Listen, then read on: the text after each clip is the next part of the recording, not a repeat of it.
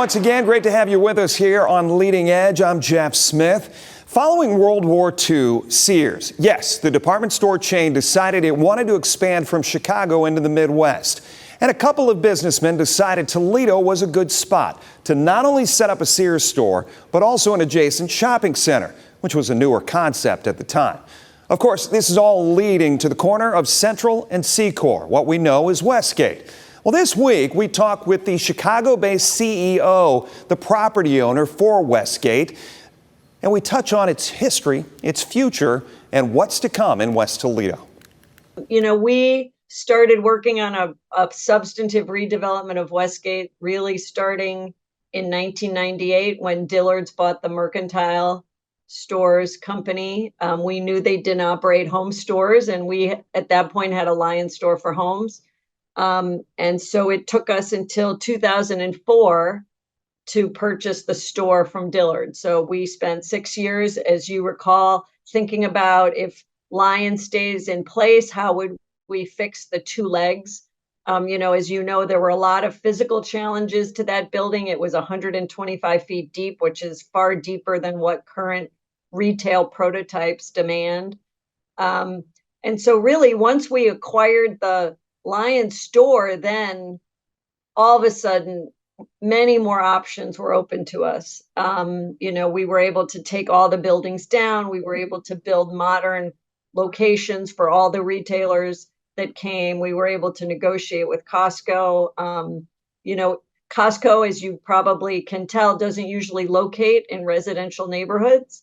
They tend to be exactly how they are out in Maumee, where they're really right at an interchange of a major highway or roadway. And so Perrysburg.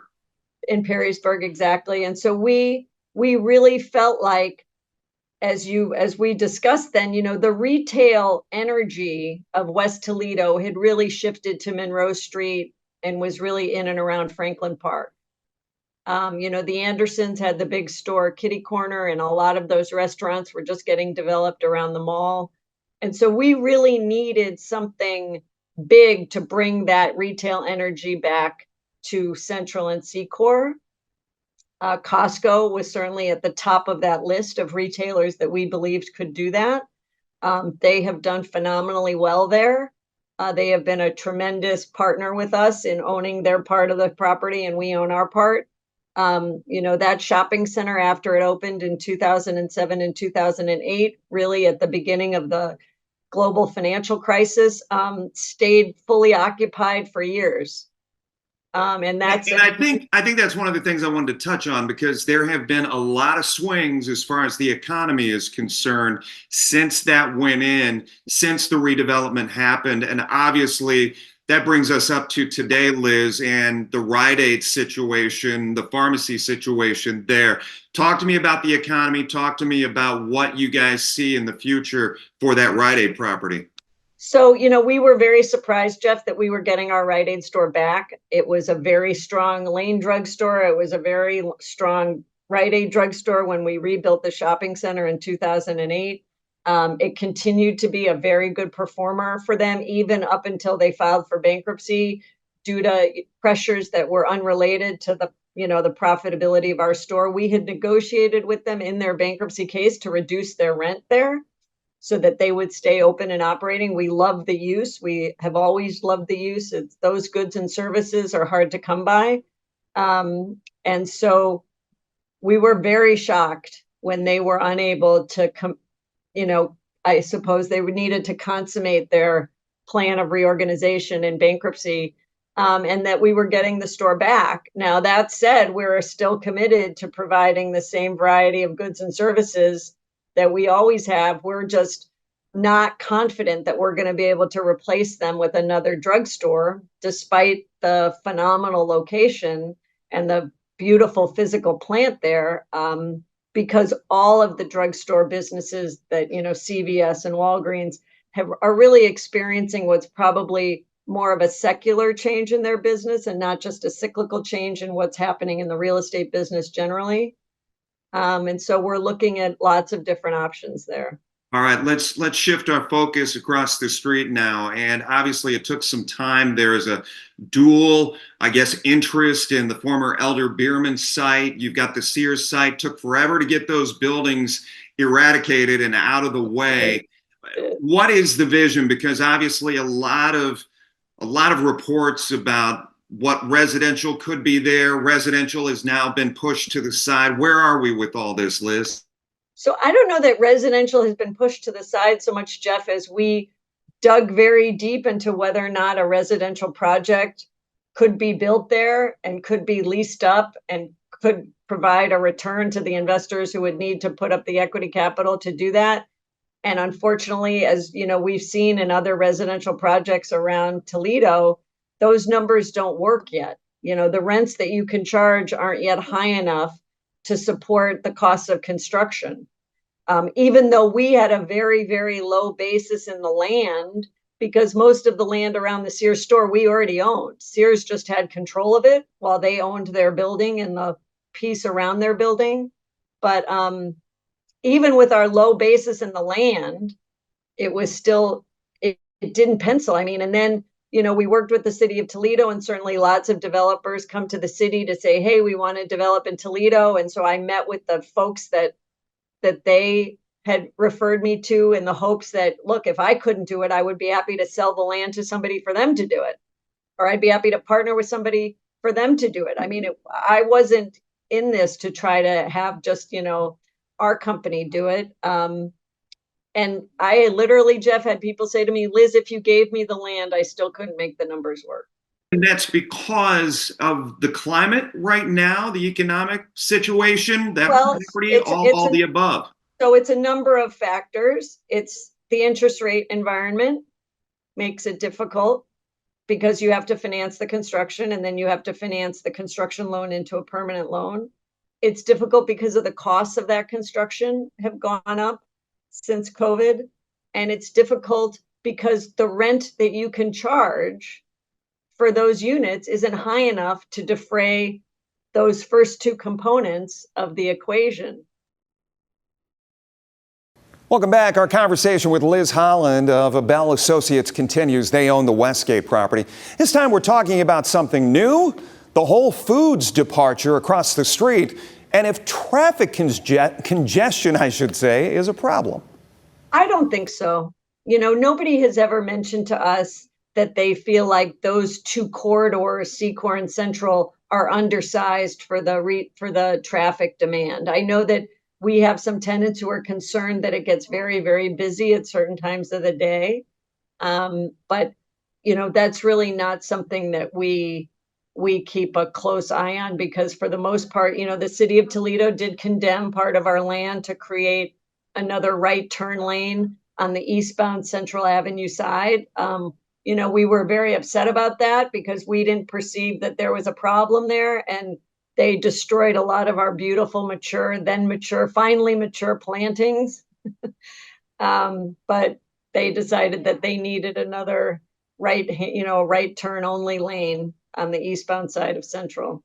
Let me ask you, and I know it's hard to see in the crystal ball, but it's kind of in the business that you are in.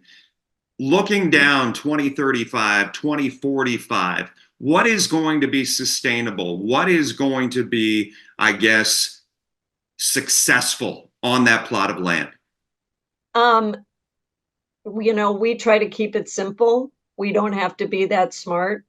You know, real estate, I think, is a difficult business, but it's not a complicated business. And I think sometimes people confuse difficulty for complexity. We're very careful that we try not to announce something that we're really not going to be able to build, because we don't want to get over our skis. We've seen that lots of places, not just in Toledo. So I think what will succeed there will be goods and services that meet the needs of the community that already lives there. I mean, the good news for us is that community is a mature one. It's lovely. The people who have lived there, I believe, will continue to live there. You know, I think that there are parts of it that are, you know, not ever going to change. right? Is there, so what I'm hearing is there's a need to bring back a Thackeray's bookstore and a Boogie Records. So, and Coney Island and Rockies and Friendlies and Fannie Mae. I mean, don't stop there. I think that we would love that. Unfortunately, retail times have marched on. But what I think we have been very careful to do over the past 16 years is not to duplicate the goods and services that we provide. The perfect example was Steinmart. Steinmart went into bankruptcy post-COVID. We got our store back. There wasn't one user for 35,000 square feet. We loved the Steinmart use. We loved the soft goods. We loved that you could run in there and get a pair of socks or get a golf shirt or, get what you needed. And so we were able to lease 22,000 square feet of it to TJX, which is a very healthy, good credit retailer. They're amazingly competent at what they do. And then we were able to add next to it Boot Barn, which will open in the next couple of months, which will add a different kind of soft goods assortment. But we didn't put in another gourmet grocery store, right? We didn't compete with Fresh Market. We're very happy with Fresh Market. We tried to replace the Steinmart use that was there. Now, there are other uses that we think would go great on the north side of the road. Something that a lot of people have asked us about that we're very cognizant of trying to preserve is a place for the farmers market. We've been utilizing the Sears parking lot for a long time for the farmers market. We want to make sure that when we submit that plan to the Plan Commission and to the city, that it includes a plaza area so that the farmers market can continue to happen there. Right. When you said the thing you did about Fresh Market, we weren't going to duplicate services. And was Fresh Market a better fit for Westgate? Well, I think Fresh Market is a better food purveyor than what existed at the Whole Foods. I think that's why Whole Foods closed. I think had Whole Foods built a Whole Foods there and not a Half Foods, let's just call it a Half Foods, it was much smaller and it didn't have the services that people in Toledo could see when they went to other Whole Food stores. When you drive up to Ann Arbor, that's a Whole Foods. Mm-hmm. And so, when they didn't have a meat counter and they didn't have a fish counter, the great thing about people in Toledo is they like good food and they know it when they see it. And they felt like that was an abbreviated experience. And so it didn't do well. And I think the change in ownership, had Whole Foods continued to own it as a standalone business, they would have rejiggered it. They knew what they were doing and they would have put their shoulder to the wheel and pushed it over the finish line. I think Amazon owning it, it became kind of a tweener. It wasn't a Whole Foods and they weren't sure what to do with the concept. They were rolling out Amazon Fresh in other markets. And so they elected to close. I wanted to bring up, before I let you go, about the politics of it all. And one thing in the article that I read, you did talk about partnerships and how important it is and how vital it is going forward. Can you touch on that a little bit, Liz? No, absolutely. I was asked whether or not I supported the effort for Mayor Kapsakavich to have a third term, right, to amend the city charter to provide for that. And, my answer was that I live in Chicago. So I know how important municipal leadership is and strong municipal leadership. We have always strived to have a great relationship with all of the municipal leaders in every city and town that we do business in. Toledo is no different. In fact, I would say Toledo has been more important because of the very elaborate public-private partnerships that we've always engaged in, even back, to the early 2000s when we finally were able to kind of manage our own destiny and own the whole site and really come up with an exciting project. So, I think it will be up to the city fathers and the city mothers and the voters of Toledo to decide whether or not that happens. I'm just in favor of good leadership. And so I believe that it's really important. Should we expect public meetings, any kind of roundtables?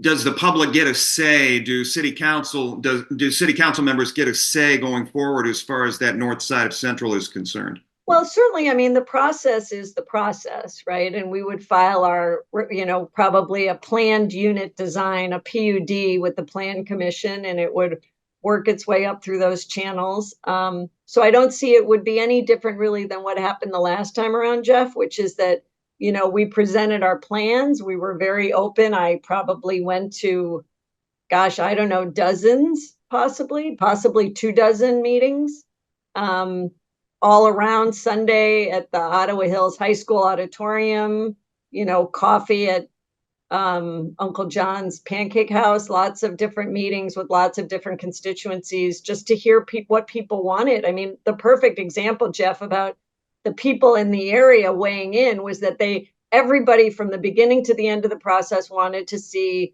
a small format, what they would call a gourmet grocery store. That space was vacant until 2008. So we held it open. We thought Fresh Market was the best user of that space, and we worked really hard to bring them there. It was, the first one in the market. And so that was really where I think the wants, the list of what people said that they would like to see there came to fruition. Want to let you know, Liz Holland and I covered a lot more territory when it comes to Westgate and its future, and you can see the entire interview on the WTOL YouTube page. Leading Edge is back right after this. Welcome back. Our next guest recently retired from a career in the safety services, and he recognized that people behind the scenes were so vital to a successful operation.